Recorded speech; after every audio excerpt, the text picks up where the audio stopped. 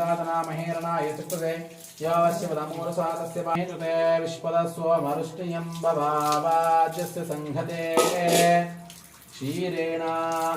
ओम नदिक्रावण्ण अकारशं विष्णोरस्वस्य वाजिनः सुरभिनामकाकरतो प्रण आयोगुं शितार्षोतिरसि तेजोषि देवो वस्सवितात्मना सुचित्रेण पवित्रेण वसोरस्यविष्ठया आपो भवन्ति पीतये संज्ञारविस्पस्य विद्याय जन्मने स्वामिन्द्राय सुहवीतनाम्ने आनम् समर्पयामि भगवतो भाको भक्षिता विद्वन्नः जातवेदो लक्ष्मीमनपगामिनी